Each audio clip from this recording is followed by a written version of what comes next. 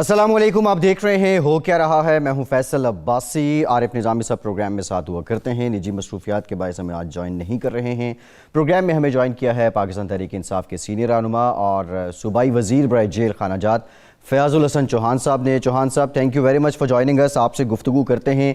Pakistan democratic movement, दो फैसले तो हो गए कि 13 दिसंबर के जलसे के बाद लॉन्ग मार्च होगा, लेकिन इस्तीफ़े जितनी बड़ी जमातें हैं उनमें मुअम्मा बने हुए हैं। नून लीग के लोग इस्तीफ़े जमा करवा रहे हैं। मरीम नवाज़ साहिबा कह रही हैं कि अंबार लग गए हैं। पीपल्स पार्टी की तरफ से ये आवाज़ें आ रही हैं कि किसने इस्तीफ़े जमा करने का कहा है। दूसरी जानिब इस्तीफ़ों से मुताल्लिक अभी तक PDM कोई फ़ैसला नहीं कर पाई। क्या ये आर या पार का जो बयान था मरीम नवाज़ साहिबा का, ये इसके लिए स्ट्रैटेजी इस्तीफ़े थे या कुछ और था, और ये आर या पार करने के बयान से अब कुछ डिले इसमें आएगा और कोई और स्ट्रैटेजी PDM अडॉप्ट कर रही है? प्रोग्राम में इस पर भी बात करेंगे। दूसरी जानिब हुकूमत की बात करें, प्राइम मिनिस्टर ऑफ पाकिस्तान ने कल भी कहा वो डायलॉग के लिए तैयार हैं, पार्लियामेंट में आ जाएँ, फोरम मौजूद है। और जब उनसे सवाल किया गया नो कॉन्फिडेंस से मुतालिक, तो उस पर भी प्राइम मिनिस्टर ने कहा कि वो भी पार्लियामेंट में ही होगा। प्राइम मिनिस्टर ने कल एग्जैक्टली सियालकोट से रवानगी के वक्त कहा क्या, सुनिए। हमारा इंटरेक्शन होना चाहिए, हमारी जमहूरियत चलेगी तब जब डिबेट सच्ची हो। नेशनल डायलॉग का मतलब डिबेट ही, लो कॉन्फिडेंस मोशन आ जाए असेंबली में, आईनी तरीका तो वो है। तीसरी चीज़ क्या है, इस्तीफे देंगे हम इलेक्शन करवा के और मजबूत होकर आ जाएंगे। ये कल की गुफ्तगू है प्राइम मिनिस्टर ऑफ पाकिस्तान की। इमरान खान साहब ने आज जो गुफ्तगू की उसमें उन्होंने कहा कि ये PDM वाले जलसों के ज़रिए लोगों की जान के साथ खेल रहे हैं, और प्राइम मिनिस्टर ने यह अपील भी की कि कोरोना की संगीनी जो है उसका इदराक करते हुए ये जलसे वगैरह नहीं होने चाहिए। दूसरी जानिब मरीम नवाज़ साहिबा का क्या रद्द अमल है प्राइम मिनिस्टर के डायलॉग की ऑफर पे, ज़रा ये भी देखिए। ये जो कहते थे दिन रात NRO नहीं दूंगा, पिछले 2 दिन से हाथ जोड़ के नवाज शरीफ से NRO मांग रहा है। कान खोल के सुन लो, नवाज शरीफ तुम्हें NRO नहीं देगा। जी चौहान साहब, ये बताइए, डायलॉग की ऑफ़र, फिर ये कोरोना के बायस प्राइम मिनिस्टर अपील भी कर रहे हैं कि जलसे जुलूस जो हैं वो नहीं होने चाहिए। क्या ये PDM ने इतना प्रेशर बिल्ड कर लिया हुकूमत पे कि हुकूमत को नज़रसानी करनी पड़ी है डायलॉग पे? बिस्मिल्लाहिर्रहमानिर्रहीम। फैसल भाई, हमने तो दावा सुना था और मीडिया ने भी और अवाम ने भी मोहतरमा बेगम सफदर अवान साहिबा की तरफ से कि 8 तारीख को आर होगा या पार होगा, लेकिन लोगों ने देखा कि 8 तारीख की शाम को PDM जो है ना आर हुआ ना पार हुआ, बल्कि PDM जो है वो लाचार हो गया। जो है वो ऐसा लाचार हुआ है कि बेचारे को अब समझ ही नहीं आ रही। वो आर करेंगे, पार करेंगे, PDM के टोटे 4 करेंगे। वो नारा हम लगाते थे, ये इन्होंने खुद ही जनाब नारा भी लगा दिया और अमल भी कर दिया। ये 4 हिस्सों में तकसीम हो गए और लाचार हो गए। इनको समझ ही नहीं आ रही, करिए तो करिए की है ना। वो बिलावल जरदारी साहब इनसे पूछते रहे कल और परसों के इजलास में कि जनाब आपके पास प्लान B क्या है, प्लान C क्या है, प्लान D क्या है। इस्तीफे दे दिए तो माहिरीन कवानीन कहते हैं, आइन के और कानून के माहिरीन के, जनाब ना तो इन इस्तीफों से सेनेट का इलेक्शन रुकेगा, ना सिंध असम्बली के टूटने से सेनेट का इलेक्शन रुकेगा, और जनाब आपका 84 का कोरम है कौमी असम्बली का, वो 84 जब तक बरकरार है आपका इजलास भी हो सकता है, आपकी कानून साजी भी हो सकती है। तो उसने कहा भाई जी ये तो हमने इस्तीफा दे दिया तो उसके बाद साढ़े पल्ले की रहना है। तो इनके पास कोई जवाब नहीं था। फैसल भाई, मसला ये है जी, 3 करैक्टर है जिनको सबसे जल्दी है इस्तीफों की। जनाब सुल्तान मफरूजुद्दीन उर्तुगुल साहब, नवाज शरीफ साहब, नंबर 2 मौलवी फजलुर रहमान साहब, नंबर 3 बेगम सफदर अवान साहिबा। अब हकीकत यह है कि इन तीनों के पल्ले कुछ भी नहीं है। एड़ा ना कुछ जाड़ा नहीं, शीन लीग ते पीपल्स पार्टी के पल्ले कुछ रहना नहीं इस्तीफों से। तो इस वजह से शीन लीग और पीपल्स पार्टी वो ना तो सिर्फ हिचकिचा रहे हैं बल्कि ओपनली अपोज कर रहे हैं इस इस्तीफों की सारी कहानी पे। तो आर हुआ ना पार हुआ, PDM लाचार हुआ, बस ये सारी सिचुएशन। चौहान साहब, कोविड कोरोना संगीन मसला है, हुकूमत ने उसके लिए कवानीन भी बनाए, SOPs पे भी अमल दरामद हो रहा है, और PDM जो है वो इस कोविड को बज़ाहिर नदारद बिल्कुल नज़रअंदाज करते हुए अपने जलसे की तैयारी कर रही है। और आज भी उनकी रैली थी इधर लाहौर में, बाकी भी वो अपने कारकुनों को इकट्ठा कर रहे हैं। सर, ये आपकी हुकूमत की इस पे पॉलिसी क्या है? आप उन्हें रोक भी नहीं रहे اور جلسہ کرنے کی باقاعدہ اجازت بھی نہیں ہے. یہ کیا دوسرے معنوں میں حکومت نے پی ڈی ایم کے پریشر کے سامنے کورونا کو نظر انداز کر دیا اور ان کے جلسے کے سامنے، ان کے دباؤ کے سامنے گھٹنے ٹیک دی؟ لگ تو ایسے ہی رہا ہے. دیکھو بات یہ ہے، آپ کیا چاہتے ہیں ہم سانحہ ماڈل ٹاؤن یہاں پہ کریں؟ آپ کیا چاہتے ہیں کہ ہم ان کے اوپر لاٹھیاں گولیاں برسائیں؟ آپ کیا چاہتے ہیں کہ ہم ان کو مارے پیٹیں اور اس کے بعد ان کو اور مظلوم بنا دیں؟ اور بھائی انہوں نے فیصلہ کر ہی لیا کہ ہم نے ڈھیٹ بننا ہے، ہم نے شیطان کی طرح بغاوت کرنی ہے، تو پھر اس کا علاج بھی ذرا طریقے کے ساتھ ہی ہوگا. ہم ان کو نہ تو خون فراہم کریں گے نہ لاشیں فراہم کریں گے جس کے اوپر یہ سیاست کریں. میں آپ کو بڑا کلیئر بات بتا دوں، اور یہ چوچے نہیں ہے. بیگم صفدر روان بھی جو ہے وہ چوچی نہیں ہے، نہ آپ کے بلاول زرداری اب چوچا ہے نا، 28 29 30 سال کا ہو گیا ہے بلاول زرداری، ٹھیک ہے بچہ ہے پر کام بڑا جو ہے نا بڑے بڑے کرتا ہے. اس کو بھی سمجھ ہے ان سارے لیڈروں کو جو ہے نا، یہ جو ان کے اسفد یار ولی صاحب، محمود خان اچکزئی صاحب، یہ بڑے مولوی فضل الرحمان صاحب، یہ کوئی چوزے تو نہیں ہے نا. ان کو پتہ ہے کہ اس وقت عالمی سطح کے اوپر کون سی جنگ لڑی جا رہی ہے، اس میں پاکستان کا ایز اے ریاست اس گلوبل ورلڈ کے اندر، گلوبل ولیج کے اندر کیا کردار دیکھا جا رہا ہے، کیا جانچا جا رہا ہے، کیا اس کو آبزرو کیا جا رہا ہے، کیا مانیٹر کیا جا رہا ہے. اب یہ ساری چیزیں انہیں پتہ ہے. لیکن دوسری طرف ان کی سیاسی موت ہے، ان کی معاشی موت ہے، ان کی اخلاقی موت ہے، جو نیب کے کیسز اور کرپشن کے کیسز ہے. انہوں نے کہا مرنا تو ہے ہی، یا کرونا تو مریے تو یا اتو مریے، دونوں طرف سے موت ہے. تو انہوں نے کہا چلو کرونا والی موت جو ہے نا وہ ایکسیپٹ کر لیتے ہیں اور آخری ایک دفعہ داؤ لگا ہی دیتے ہیں، شاید کوئی کام بن ہی جائے. اور آپ نے اکثر سنا ہوگا نا کہ تو باضابطہ چوہان صاحب تو باضابطہ اجازت دے دیں جلسے کی، وہ انتظامات کر لیں. کیوں باضابطہ اجازت دے دے؟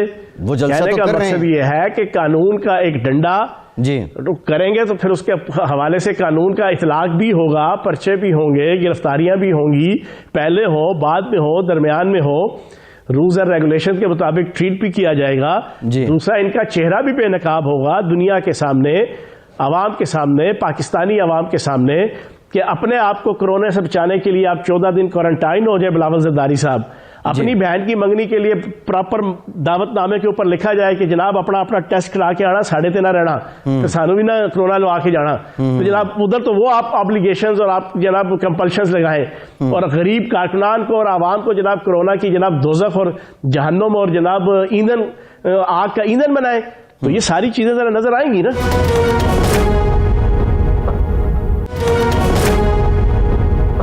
چوہان صاحب بیچ میں نا استعفوں کے ساتھ ساتھ ایک جیل بھرو تحریک کی بات بھی کی گئی.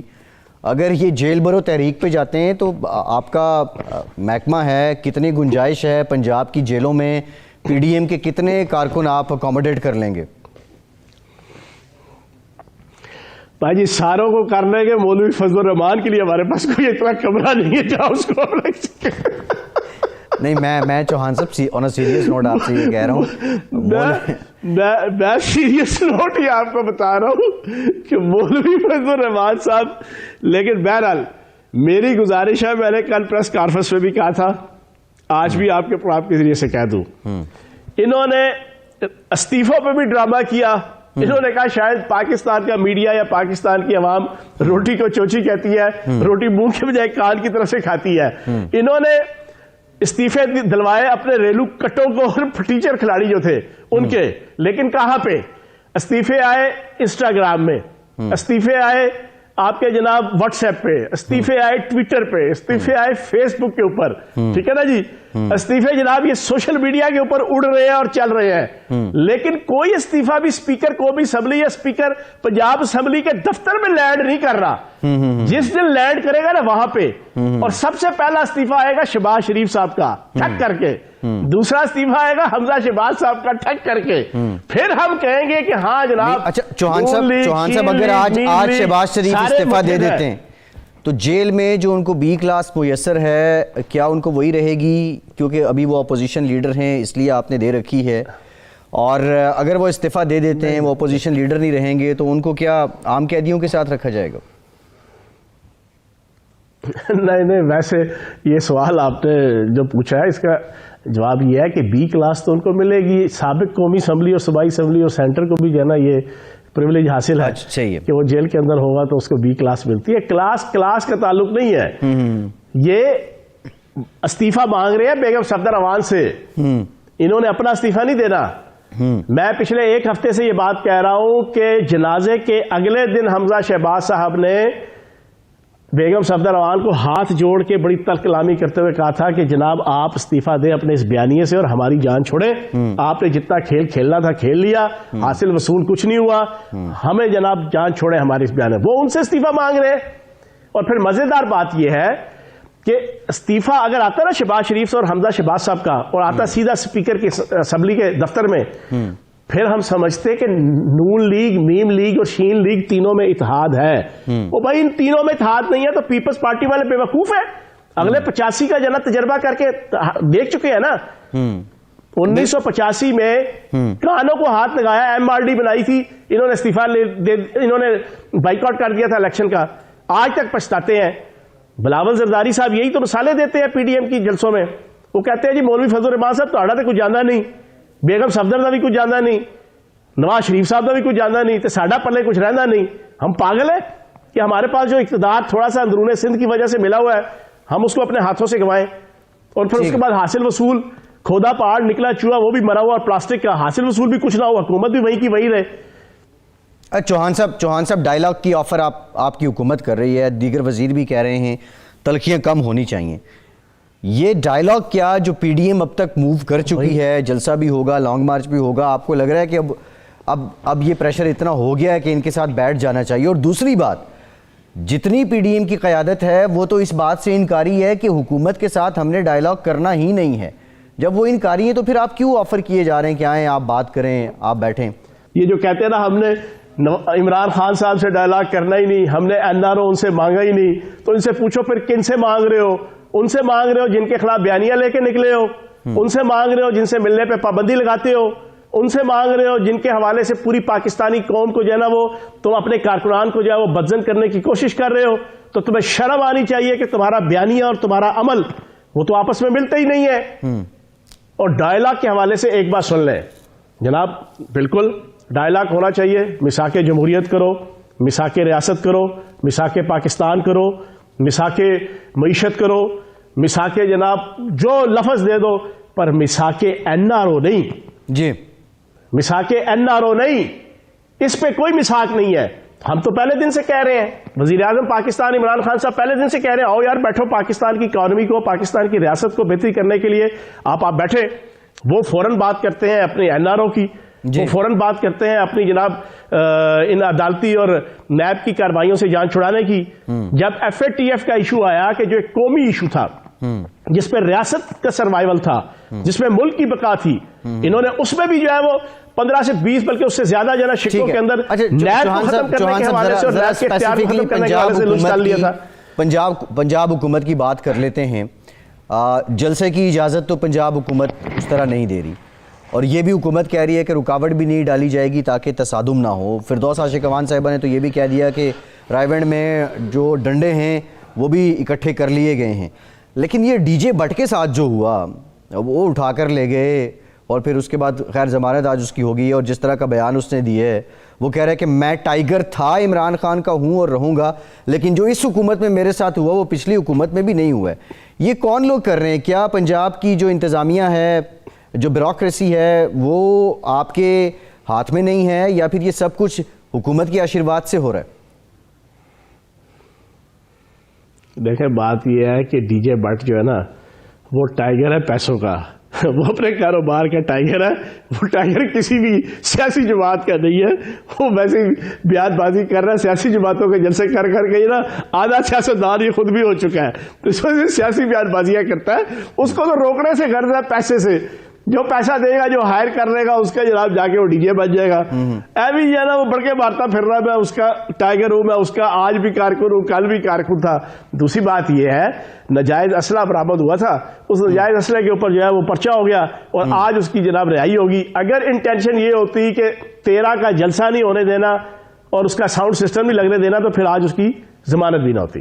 نہیں, ضمانت تو عدالت نے دی ہے. اب ضمانت کیا عدالتیں بھی آپ کے کنٹرول میں ہیں چوہان صاحب؟ نہیں, عدالت دینی ہوتی ہے, اس کے لیے نہیں, اس کے لیے مثل لکھی جاتی ہے, اس کے لیے ضمنیاں ہوتی ہیں, اس کے لیے پولیس کی طرف سے پراپر ایک جناب کیس ہوتا ہے, اس کی بنیاد کے اوپر عدالت. وہ تو بنیادی طور پہ چوہان صاحب وہ تو رویے پہ بات کر رہے ہیں کہ جس طرح پولیس نے اس کو زدوکوب کیا, اس کو گالیاں دی گئیں, ایون کہ وہ بہت آگے کی بات کر رہا ہے شاید جو میں یہاں بھی نہیں کر سکتا. یہ رویہ کیوں اپنایا گیا؟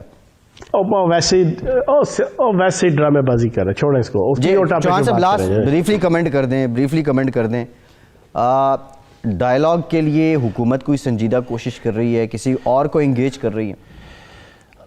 دیکھو میں آپ کو نا ایک آخری سٹیٹمنٹ دے دوں, فائنل سٹیٹمنٹ. انہوں نے ڈنڈا فورس بنائی, آج انہوں نے ڈنڈے بنائے, آپ کے ٹی وی چینل میں مجھ سے بیپر لیا تھا دن کو, سر جی یہ ڈنڈے بنائیں, یہ کیٹو کی پہاڑی پہ چڑھیں, یہ آپ کے کنٹینر پہ چڑھیں, یہ کھمبوں پہ چڑھیں, یہ برج خلیفہ پہ چڑھیں, یہ یو این او کے پاس جائیں, یہ دنیا کے کسی فورم پہ چلے جائیں.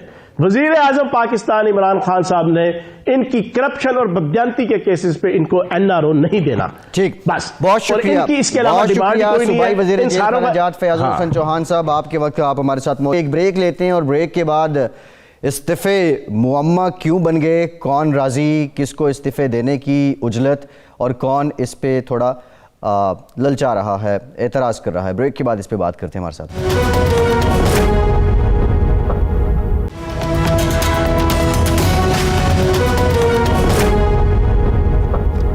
بریک کے بعد ایک بار پھر سے پروگرام میں آپ کا خیر مقدم کرتے ہیں. بریک میں ہمیں جوائن کیا ہے مسلم لیگ نون کے سینئر رہنما خرم دستگیر صاحب نے. خرم صاحب بہت شکریہ آپ کے وقت کا.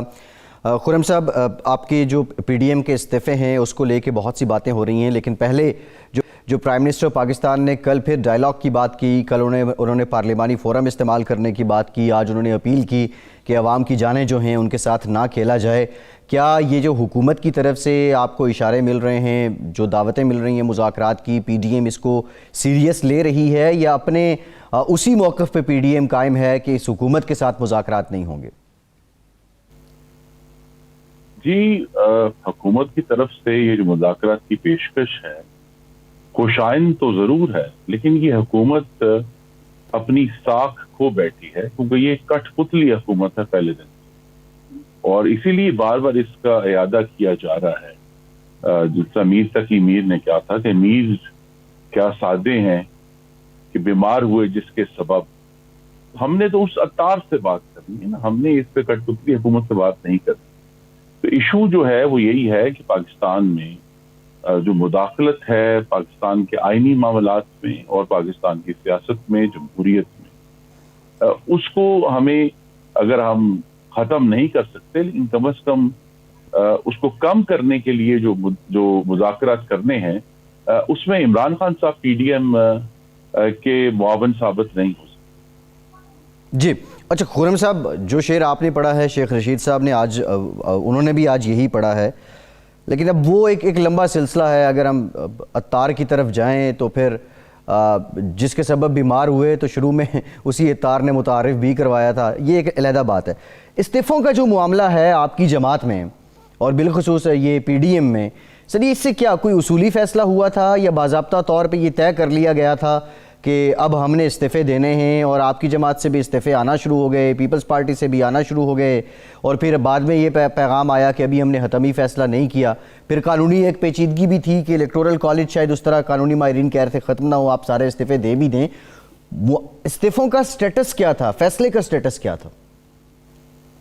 جی, فیصلے کا سٹیٹس بڑا واضح ہے کہ ہم سب اپنے استعفے انشاءاللہ 31 دسمبر تک اپنے اپنے پارلیمانی لیڈران کو جمع کروا دیں گے, اور وہ ایک جمع ہو کے وہاں اکٹھے ہو جائیں گے.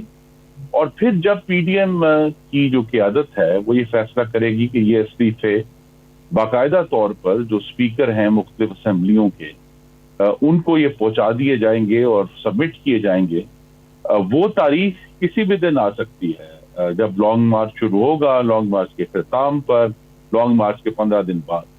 اصل جو فیصلہ ہے وہ یہی ہے کہ استعفوں کا آپشن موجود ہو رہے گا, زندہ رہے گا, اور جب بھی پی ڈی ایم کی قیادت چاہے گی وہ استعفے جو ہیں وہ فائل کر دیے جائیں. جی اچھا, نون لیگ سے متعلق تو یہ ہے کہ وہ استعفے دینے کے فیصلے پہ اٹل ہیں, لیکن پیپلز پارٹی سے متعلق خرم صاحب جو بات سامنے آ رہی ہے کہ وہ چاہ رہے ہیں کہ استعفوں کا آپشن اتنی جلدی اس کو نہ استعمال کیا جائے, اس کو بوقت ضرورت استعمال کیا جائے. تو پیپلز پارٹی کیوں تھوڑی اس پہ ریلیکٹنٹ ہے؟ نہیں, ریلیکٹنٹ نہیں ہے. آپ کو معلوم ہے ان کے جو پنجاب میں پارلیمنٹری لیڈر ہیں उन्होंने पंजाबी जबान में एक बड़ा मुतरश्शे खत इस्तीफे का लिखा है स्पीकर पंजाब असेंबली को। और पीपल्स पार्टी का जहां तक देखिए ताल्लुक है, चूंकि वो सिंध में उनकी हुकूमत कायम है और 168 में से 99 अरकान उनके हैं, तो सिंध में तो इस्तीफों के ऑप्शन की बजाय असेंबली तोड़ने का ऑप्शन मौजूद है वजीर आला सिंध के पास, कि वो जब भी पीडीएम ये फैसला करेगी तो वजीर आला सिंध जो है वो गवर्नर को लिख देंगे कि जी पंजाब जो सिंध असेंबली है उसको तहलील कर दिया जाए। तो वहाँ रेजिग्नेशन सिंध की हद तक तो रेजिग्नेशन का इशू नहीं है, वहाँ तो पूरी असेंबली तहलील होगी। और जो मकसद जिस तक हम पहुंचना चाहते हैं कि पूरे मुल्क में और चारों सूबों में इंतखाबात हों जो कि साफ, शफाफ और मुदाखलत से पाक हों, उस तक हम पहुंचना चाहते हैं। वो हमारा एम है जिसकी तरफ हम पेशकदमी कर रहे हैं। अच्छा खुर्रम साहब, यानी इस्तीफों के मामले पे पीडीएम में कोई डेडलॉक नहीं है, आप ये क्लियर कर रहे हैं? जी बिल्कुल कोई डेडलॉक नहीं है। जो अभी परसों क़यादत का इजलास हुआ है उसमें बिलावल भुट्टो जरदारी भी मौजूद थे और आसिफ जरदारी भी मौजूद थे। हमारी तरफ से मरियम नवाज शरीफ भी मौजूद थी और मोहतरम नवाज शरीफ साहब भी मौजूद थे, मौलाना फजलुर रहमान मौजूद थे, दूसरी पार्टियों के तमाम सरबराहान मौजूद थे। तो इस पर एक असूली फैसला हो गया है कि इस्तीफे अभी 31 दिसंबर तक इकट्ठे कर लिए जाएंगे जी। और उसके बाद अब डेट की कोई हतमी तारीख नहीं है कि 31 जनवरी होगा, 31 फरवरी होगा या सेनेट इलेक्शन से एक हफ्ता पहले होगा। ये फैसला पीडीएम की क़यादत ने करना है और इसीलिए ये पहले से इंतजाम कर लिया गया है ताकि जब भी पीडीएम की क़यादत फैसला करे तो उसके अगले 24 घंटे में ये तमाम इस्तीफों का अमल जो है वो शुरू हो जाए। जी ठीक है। अच्छा खुर्रम साहब, मरियम नवाज साहिबा ने कहा था कि 8 दिसंबर को आर या पार हो जाएगा। आर या पार अभी तक लोगों को समझ नहीं आ रहा, ये क्या विद सब्जेक्ट टू इस्तीफे था, 13 दिसंबर के जलसे की कोई प्लानिंग थी या लॉन्ग मार्च की थी? वो आर या पार हो ना सका, क्या मुराद क्या था उस आर या पार से? जी आर या पार हो गया है, पार लग गया है मामला कि इस्तीफों के ऊपर जो भी इबाहम था वो दूर कर लिया गया। और आप ये गौर करें कि 16 अक्टूबर को जब गुजरांवाला में मियां नवाज शरीफ ने तकरीर की, उस वक्त लोगों का ये ख्याल था कि तब भी कि जी पीडीएम में कोई फर्क मौजूद है, लेकिन वक्त के साथ साथ जैसे से 5 जलसे हुए हैं पीडीएम के और पुरअमन जद्दोजहद रही है, बाकी पीडीएम भी मियां नवाज शरीफ के रेटरिक के करीब तर आती जा रही है। और इंशाल्लाह आप लाहौर में देखेंगे 2 दिन बाद कि पीडीएम जो है मुतहिद होकर 5 जलसों के बाद 6ठे जलसे में भी मुतहिद नजर आएगी। और तमाम जो कोशिशें थी कि इसमें जड़ाने डाली जाएं इस्तीफों के हवाले से और हवाले से, तो आर या पार का मतलब ये है कि अब ये मामला पार लग गया है और पीडीएम जो है जितनी पहले दिन जिस तरह से आगाज हुआ था उससे ज्यादा आज मुतहिद है। ठीक है। अच्छा खुर्रम साहब, जो कानूनी माहिरीन हैं और एतजाज अहसन साहब कानूनदान भी हैं, कानून साज भी रहे हैं कि उनकी राय माने भी रखती है, वो कहते हैं कि सारी की सारी ओपोजिशन 150 लोग इस्तीफे दे दें तब भी हुकूमत जो टेक्निकली कानूनी तौर पे जाने वाली नहीं है, ज़िमनी इलेक्शन हो सकते हैं। तो ये जो पहलू हैं आइनी और कानूनी, इनको मद्देनज़र रखते हुए आपके पास क्या फार्मूला बनता है कि किस तरह इस्तीफे दिए जाएं, सेनेट का इलेक्टोरल कॉलेज जो है वो भी मुतासर हो जाए और फिर ये री इलेक्शन भी हो जाए? ये इस्तीफे जो हैं उनके ऊपर मेरी नज़र में तो बहुत ज़्यादा और गैर ज़रूरी तौर पर फोकस है। इस्तीफा सिर्फ एक टैक्टिक है उस मकसद को हासिल करने के लिए जिसको मैंने यादा किया कि साफ, शफाफ और मुदाखलत से पाक इंतखाबात। पहली बात तो ये है कि अगर सिंध की जो मुंतखब हुकूमत है वो अगर तहलील हो जाती है, जो सिंध असेंबली तहलील हो जाती है, तो वो तो इप्सो फैक्टो इलेक्टोरल कॉलेज खत्म हो गया। जब एक सूबे की असेंबली ही मौजूद नहीं है सेनेट के इंतखाबात में, तो वो कैसे अपने सेनेटर मुंतखब करे जी। और दूसरा ये है कि अगर पंजाब असेंबली में से 176 अरकान हैं मुतहदा अपोजिशन के, वो अगर इस्तीफा देते हैं, 156 अरकान कौमी असेंबली में है, तो आप अगर जबरदस्ती, जिस तरह हमने देखा है कौमी असेंबली में फाटफ की लेजिस्लेशन पे या पिछले बजट में बुलडोज करके अगर कोई अमल होता है, तो उसकी साख और उसकी क्रेडिबिलिटी, उसकी लेजिटिमेसी जो है वो सिफर हो जाएगी। क्योंकि बुलडोज करने से तो जमहूरियत में मामला हल नहीं हो सकते। और एक दफा तो आप जोर बुलडोज कर सकते हैं, लेकिन जिस तरह एडमंड बर्क ने कहा था कि उस कौम पर हुकूमत नहीं हो सकती जिसको बार बार फतह करना पड़े। तो अगर आपको बार बार पार्लियामान को और सूबाई असेंबलियों को फतह करना पड़ रहा है बुलडोज करने से, तो उससे मामला हल नहीं होंगे, उससे मजीद खराब तर होंगे। जी ठीक है। अच्छा खुर्रम साहब, लॉन्ग मार्च की बात कर लेते हैं। जनवरी के आखिर में आप लॉन्ग मार्च के लिए जाएंगे। 13 दिसंबर के बाद कोई पीडीएम की बड़ी एक्टिविटी नहीं है, ये कोई 35-40 दिन का गैप बनता है, और आप ज़्यादा बेहतर जानते हैं कि जो सियासी तहरीकें होती हैं उनके मोमेंटम को कायम रखना बड़ा ज़रूरी है। तो इन बिटवीन इस दौरानिए में पीडीएम की क्या ऐसी एक्टिविटी होगी कि जलसे के बाद लोगों को साथ रखा जाए और इसी मोमेंटम के साथ फिर अगर आपने इस्लामाबाद पे पड़ाव डालना ही है तो वो किया जाए? इस 13 दिसंबर के बाद क्या होगा? जी अनकरीब उसका भी ऐलान हो जाएगा। उसमें मुतवक्को है कि मुख्तलिफ शहरों में एहतजाजी रैलियां होंगी। उसके बाद मुख्तलिफ पाकिस्तान के बड़े शहरों में जो एहतजाजी धरने हैं वो भी दिए जा सकते हैं, जिनका फिर जो मंतकी इंजाम है वो लॉन्ग मार्च होगा। लॉन्ग मार्च खुद इटसेल्फ एक धरने के ऊपर मुंतज होगा इस्लामाबाद में। लेकिन एक ये भी है कि ये लोगों कुछ मुबसरीन का ख्याल था कि ये जो गिलगित बल्तिस्तान के इलेक्शन की वजह से एक बीच में कुछ देर ब्रेक आई थी, तो पीडीएम का मोमेंटम मुतासर होगा। आपने देखा है कि पेशावर और फिर मुल्तान में जितनी हुकूमत ने तशद्दुद किया और हमें कोशिश की रोकने की, उससे पीडीएम का मोमेंटम बढ़ा है, कम नहीं हुआ। और इंशाल्लाह 13 दिसंबर के बाद जो मोमेंटम बनेगा वो हमें जनवरी के आखिर तक ले जाएगा।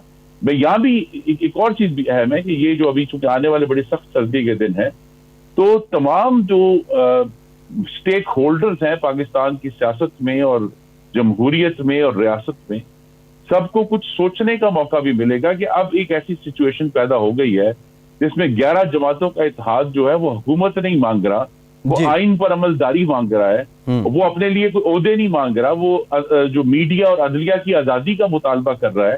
तो ये जो ऐसी असूली जद्दोजहद है, ये अनप्रेसिडेंटेड है। और ये कहा गया कि पाकिस्तान में आज तक कोई तहरीक जो है एहतजाजी वो इस्टेब्लिशमेंट की मदद के बगैर नहीं चली। अगर एक पहली तहरीक चली है तो फिर सबको कुछ दिन बैठ के सोचने का मौका मिलेगा कि क्या हम पुरअमन तरीके से इस मामले को हल कर सकते हैं या नहीं। ठीक है। अच्छा खुर्रम साहब, जो प्राइम मिनिस्टर हैं आज भी उन्होंने कहा कि जलसे जुलूसों से कोई फ़र्क नहीं पड़ता उन्हें, और बारहा हुकूमत ये कह रही है कि अगर हम 126 दिन का धरना देकर लॉन्ग मार्च करके नवाज शरीफ की हुकूमत को नहीं गिरा सके तो हमारी हुकूमत भी नहीं गिर सकती है। But when it comes to the priority of PDM, तो ये बता दें, मौलाना ने कहा कि हमने इलेक्टोरल कॉलेज जो सेनेट के इलेक्शन के लिए उसको ख़त्म करना है। क्या इस हुकूमत को पहले गिराना पहला मकसद है आपका, और वो हुकूमत कह रही है कि ऐसे आप नहीं गिरा सकते, या दूसरा जो सेनेट के इलेक्शन होने हैं उसके इलेक्टोरल कॉलेज को ख़त्म करना है? प्रायोरिटी क्या है पीडीएम की? प्रायोरिटी ये है कि इमरान खान साहब और इस हुक्मरान जमात ने पाकिस्तान में हाकमियत का, मुईशत का, खारजा पॉलिसी का जनाजा निकाल दिया। जनाजे के पांव नहीं होते, उसे कंधा देना पड़ता है जी। तो जो कंधा देने वाले हैं वो इतना बोझ अब नहीं उठा सकते, क्योंकि मामलात मुआशी महाज पर भी और फॉरेन पॉलिसी के महाज पर भी और अंदरूनी तौर पर भी, सियासी तौर पर वफाक और सूबों के ताल्लुकात के हवाले से, टेररिज्म के हवाले से इतने गंभीर होते जा रहे हैं कि इस जनाजे का बोझ उठाना मुश्किल हो जाएगा, और बिलाखिर जिन्होंने कंधा दिया है उसको नीचे पटकना पड़ जाएगा। वो जब वो स्टेज अनकरीब आने वाली है, उस वक्त फिर गुफ्तगू होगी और मुज़ाकरात। ठीक, खुर्रम साहब देखें, एक बहुत बड़ा तजाद है इस बयानिए में कि जो आप कंधा देने वालों की बात कर रहे हैं और आप कंधा देने वालों से ही मुज़ाकरात भी करना चाह रहे हैं, जिसको कंधा दिया गया आप उससे मुज़ाकरात नहीं करना चाह रहे। ये कैसी आइन की बालादस्ती? नहीं, ये तजाद नहीं है। मैं इसीलिए फिर मीर फिर पढ़ देता हूँ ना जी, कि जिसके सबब बीमार हुए हैं उस अतार से बात करनी है ना। ये तो नहीं कह सकते कि हम बीमार हो गए हैं लिहाजा हम इस अतार ने हमें बीमार किया तो हम इसके पास नहीं जाएंगे, तो हमें उसी अतार से बात। अच्छा, शिफा भी वही देगा? मतलब शिफा भी पीडीएम को वही देगा?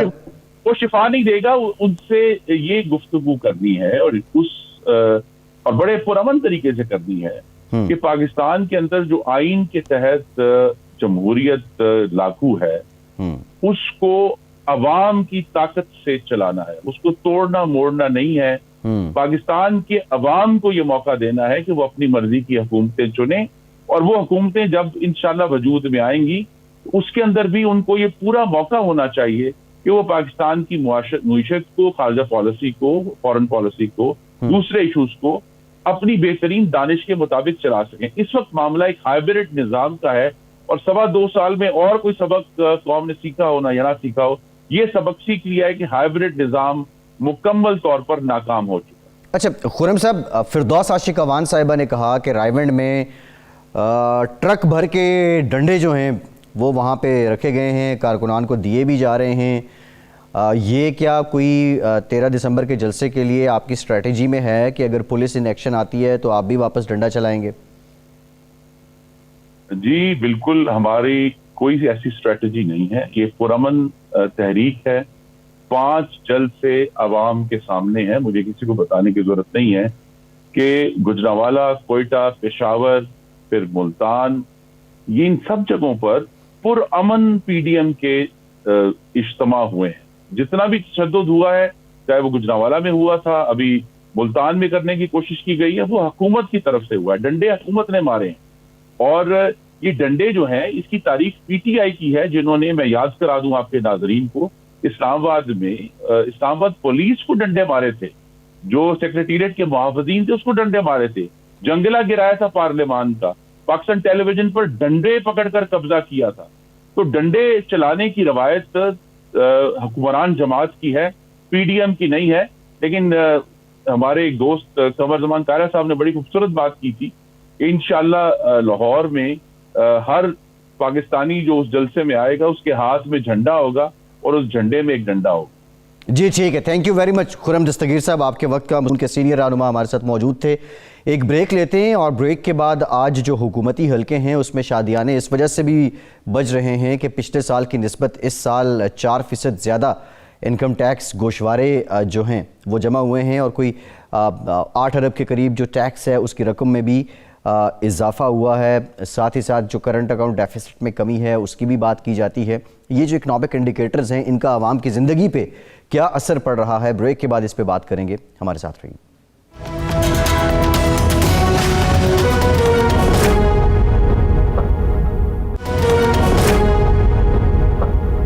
بریک کے بعد ایک بار پھر سے آپ کو خوش آمدید کہیں گے. بریک میں ہمیں جوائن کیا ہے پاکستان کے ماہ ناز ماہر معیشت ہیں ڈاکٹر فاروق سلیم صاحب نے. ڈاکٹر صاحب thank you very much for joining اس. ڈاکٹر صاحب, ایک خبر ہے جس کو لے کے حکومتی حلقوں میں شادیانے بھی بج رہے ہیں. ایف بی آر کی جو ویب سائٹ ہے اس پہ بھی ایک پریس ریلیز جاری کی گئی ہے جس میں یہ بتایا گیا ہے کہ انکم ٹیکس گوشوارے پچھلے سال کی نسبت اس سال 4% ان میں اضافہ ہوا ہے. کووڈ کی وبا جس نے پوری دنیا کی معیشت کو ایک طرح سے ڈبویا ہے, آپ کیا سمجھتے ہیں کتنا حوصلہ افزا ہے یہ انکم ٹیکس گوشوارے جو ہیں ان میں 4% اضافہ ہو جانا؟ فیصل صاحب, میں نے ویب سائٹ نہیں دیکھی ان کی. جو حقیقی فگرز ہیں جو سامنے آئی ہیں, جو ایف بی آر نے خود سے تسلیم کیا ہے, جو اصل معنی رکھتے ہیں وہ یہ ہیں کہ کتنے ٹیکس فائل کے کلیم, ٹیکس ریٹرن جو ہیں وہ ایف بی آر کے پاس جمع کروائے گئے ہیں. وہ تقریباً اس میں 45% کمی آئی ہے. پچھلے سال تقریباً کوئی 30 لاکھ کے قریب فارم جو ہیں وہ جمع کرائے گئے تھے, اور ابھی تک جو ایف بی آر کے پاس گوشوارے وصول ہوئے ہیں وہ 17 لاکھ کے قریب ہیں. تو یہ تو بہت بڑا تشویشناک کنسرننگ معاملہ ہے کہ اتنی تیزی سے یہ گوشواروں کا نمبر جو ہے یہ گر کیوں گیا. اگر آپ ٹوٹل دیکھیں تو ٹوٹل پاکستان میں جن کے پاس NTN جو نیشنل ٹیکس نمبر کہلاتا ہے وہ تقریباً 62 لاکھ پاکستانی ہیں جن کے پاس NTN نمبر ہے. تو پچھلے سال تک اس تقریباً 30 لاکھ پاکستانی جو ہیں وہ گوشوارے جمع کروایا کرتے تھے. اس سال وہ نمبر 17 لاکھ پہ پہنچ گیا ہے. تو this is the matter of great concern. جی اچھا ڈاکٹر صاحب, آپ نے جو بات کی ہے, جو ایف بی آر اپنی پریس ریلیز میں بتا رہا ہے وہ یہ کہہ رہے ہیں کہ جو 8 دسمبر آخری تاریخ تھی اس دن تک 18 لاکھ انکم ٹیکس گوشوارے داخل کیے گئے اور تقریباً 22 ارب کا انکم ٹیکس جمع ہوا. پچھلے سال اسی عرصے میں 17 لاکھ 3 ہزار انکم ٹیکس گوشوارے جمع ہوئے, جبکہ 13.5 ارب روپے انکم ٹیکس حاصل ہوا. اس لحاظ سے 4% زائد انکم ٹیکس گوشوارے جمع ہوئے اور 63% زائد ٹیکس اکٹھا ہوا. یہ آفیشیل جو ایف بی آر کی سائٹ ہے وہ یہ فگر دے رہی ہے. اب آپ جو فگر دے رہے ہیں, آپ کہہ رہے ہیں کہ تقریباً 29 لاکھ کے قریب لوگ تھے. شاید 2018 کی آپ بات کر رہے ہیں یا آپ کلیئر ہیں کہ آپ پچھلے برس کی بات کر رہے ہیں ڈاکٹر صاحب؟ بالکل بالکل کلیئر ہوں، اور اس میں شاید ٹائم فریم کو کچھ اس میں شاید کچھ دھوکہ دیا جا رہا ہے یا اس کو صحیح بتایا نہیں جا رہا. جو فگر دیکھنی ہے آپ نے، آپ بھی اپنے سورسز پہ چیک کر سکتے ہیں، یہ سب جگہ چھپی ہوئی ہے کہ جو انکم ٹیکس ایئر 2020 کہلاتا ہے، یعنی کہ 2020 کا جو سال ہے ٹیکس ایئر اور کیلنڈر ایئر دونوں فرق چلتے ہیں. میں پورے سال کے مشوارے اس سال کے اور اس کو کمپیئر کر رہا ہوں پچھلے سال سے، اور یہ میری فگر نہیں ہے، یہ ایف بی آر والے خود تسلیم کرتے ہیں کہ تقریباً 43% ڈکلائن آیا ہے نمبر آف ٹیکس ریٹرنز جو جمع ہوئے ہیں ایف بی آر کے پاس. ٹھیک ہے ڈاکٹر صاحب. اچھا، ایک اور معاملہ ہے کرنٹ اکاؤنٹ ڈیفیسٹ، اس میں بڑی کمی ہوئی ہے اور بارہا حکومت جو ہے وہ اس کو لے کے اس کا خاصا پرچار بھی کرتی ہے، عوام کو بتاتی بھی ہے. ایک تو یہ بتا دیں یہ کرنٹ اکاؤنٹ ہوتا کیا ہے، اور دوسرا یہ بتا دیں یہ عام لوگوں کی زندگی میں، آپ کی زندگی، میری زندگی، ان کے ساتھ یہ کیسے ایسوسیٹ ہے، اس کا کیا اثر پڑتا ہے؟ یہ فیصل صاحب اصل سوال کا جو حصہ ہے، جو آپ کا دوسرا والا حصہ ہے، وہ زیادہ امپورٹنٹ ہے. ریلی کرنٹ اکاؤنٹ آپ سمجھنا چاہتے ہیں، اگر سمجھنا چاہتے ہیں تو براڈلی کچھ یہ ہے کہ پاکستان کا جو دنیا بھر کے ساتھ تجارت ہے، ہم کتنی ایکسپورٹ کرتے ہیں، کتنی امپورٹ کرتے ہیں، اس کا جو نیٹ نکلتا ہے، وہ خسارہ ہے، وہ فائدہ ہے، وہ دیکھا جاتا ہے. اب دیکھیے، ایک ہے معیشت دانوں کی معیشت، وہ معیشت دان بیٹھ کے کئی گھنٹے کرنٹ اکاؤنٹ ڈیفیسٹ کے اوپر بحث کر سکتے ہیں. یہ کہا جائے گا کہ یہ جو کرنٹ اکاؤنٹ کا خسارہ کم ہوا ہے، کیا یہ حکومتی پالیسی کے نتیجے میں ہوا ہے یا وہ کووڈ آنے کی وجہ سے ہوا ہے، کیا پاکستان کے لیے یہ بہتر ہوا ہے. تو آپ معیشت دانوں کی معیشت چھوڑ دیں، معیشت دان تو بحث کرتے رہیں گے. اصل سوال جو آپ نے کیا ہے کہ عام آدمی کی معیشت کا کیا حال ہے. دیکھیے، عام آدمی کی معیشت کا یہ کرنٹ اکاؤنٹ ڈیفیسٹ سے قطعاً کوئی تعلق نہیں ہے. عام آدمی کی معیشت میں آپ کو بتاؤں صرف 3 چیزوں کے ارد گرد گھومتی ہے، وہ ہے آٹا، وہ ہے چینی، اور وہ ہے بجلی کا بل جو آپ کے گھر آتا ہے. دیکھیے، آپ کو معیشت دان نہیں چاہیے آپ کو سمجھانے کے لیے کہ بھائی آپ کی معیشت بڑی اچھی جا رہی ہے یا بڑی بری جا رہی ہے. آپ اپنے کیمرے مین جو آپ کے سامنے کھڑا ہے اس کو بلا لیجئے، کو پتا ہے کہ اس کی معیشت بری جا رہی ہے یا اچھی جا رہی ہے. پاکستان کی 73 سالہ تاریخ میں آپ کو 2 سال کا کوئی بھی ایسا پیریڈ نہیں ملے گا جس میں آٹے کی قیمت میں تقریباً 100% اضافہ ہو جائے. یعنی کہ 2 سال پہلے، 2.5 سال پہلے جب پی ایم ایل این کی حکومت تھی، 35 روپے کلو آٹا تھا، اب وہ 70-75 پہ پہنچ گیا. اسی طرح چینی 55 روپے سے 110-115 پہ پہنچ گئی تھی، اب 15-20 روپے پھر سے نیچے آ گئی ہے. بجلی کا بل، اگر آپ اپنے گھر کا بجلی کا بل نکال کے دیکھیں تو 2 سال پہلے آپ کو 1 یونٹ تقریباً 10-10 روپے کا پڑ رہا تھا، آج وہ 18-19 روپے کا ہے. تو تقریباً 100% اضافہ آٹے کی قیمت میں، 100% اضافہ چینی کی قیمت میں، تقریباً 100% اضافہ بجلی کی قیمت میں. یہ ہے عام آدمی کی معیشت. اچھا ڈاکٹر صاحب، یہ جو کتابوں میں لکھی معیشت ہے جس کے بارے میں کہا جا رہا ہے کہ وہ بہتر ہو رہی ہے، اور ایک جو حقیقی معیشت ہے جو عام لوگوں کی زندگی پہ جس کا اثر ہے، اب اگر کتابوں میں لکھی معیشت بہتر ہو رہی ہے، اس کے ثمرات عام لوگوں تک اگر نہیں پہنچ رہے تو اس میں مسئلہ کیا ہے؟ کیا کوئی سازش کر رہا ہے؟ کیا پالیسی سازی کا فقدان ہے؟ یا جو انتظامیہ ہے جس نے گورننس کو بہتر کرنا ہے وہ نہیں کر پا رہی ہے؟ فیکٹرز کون کون سے انوالو ہیں کہ عام لوگ ان ثمرات سے محروم ہیں؟ اچھا سوال ہے فیضل صاحب، آپ نے فیکٹرز کا ذکر کیا.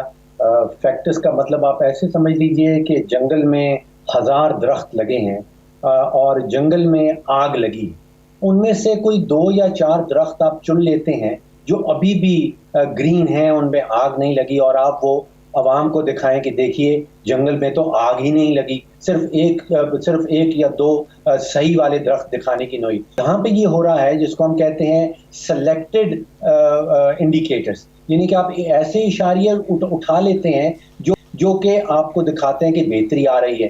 کبھی بتایا جاتا ہے کہ سٹاک مارکیٹ چڑھ رہی ہے، جس مہینے چڑھ رہی ہوتی ہے اس مہینے سٹاک مارکیٹ کی فگر دکھا دی جاتی ہیں کہ دیکھیں پوری معیشت ٹھیک جا رہی ہے. اگلے مہینے جب سٹاک مارکیٹ گر جاتی ہے، کرنٹ اکاؤنٹ ڈیفیسٹ بہتر آ جاتا ہے تو کرنٹ اکاؤنٹ ڈیفیسٹ کو اٹھا لیا جاتا ہے. اصل اگر آپ نے دیکھنا ہے بنیادی معیشت دیکھنی ہے تو جی ڈی پی گروتھ دنیا بھر میں معیشت دان اگری کرتے ہیں کہ جی ڈی پی گروتھ ہمیں بتائیے کیا ہو رہی ہے. 2 سال پہلے 5.8% تھی, کورونا آنے سے پہلے ہی وہ ڈائیو کر گئی تھی 1.9 پہ, اور پھر آپ اندازہ کیجئے, میں پریشان اور حیران ہو جاتا ہوں کہ تقریباً 68 ایئر ہسٹری, یعنی کہ 70 سال پہلے یا 68 سال پہلے پاکستان کی معیشت منفی میں گئی تھی, مجھے یاد ہے کہیں 1952 میں. اس کے بعد 68 ایئرز میں کبھی بھی پاکستان کی معیشت منفی نہیں گئی, اور وہ لاسٹ ایئر منفی گئی ہے -0.4. تو یہ وہ لب لباب اگر آپ جاننا چاہتے ہیں معیشت کا, تو وہ آپ کو جی ڈی پی گروتھ بتاتی ہے. اب جی ڈی پی کے نتیجے میں غربت بھی آتی ہے اگر وہ نیچے جا رہی ہے, بے روزگاری آتی ہے. یہ 2 چیزیں ہیں جو عام آدمی کی معیشت ہے, بے روزگاری اور غربت. بہت شکریہ آپ کے وقت کا, آپ موجود تھے. آج کے پروگرام سے اتنی. فیصل عباسی کو اجازت دیجیے.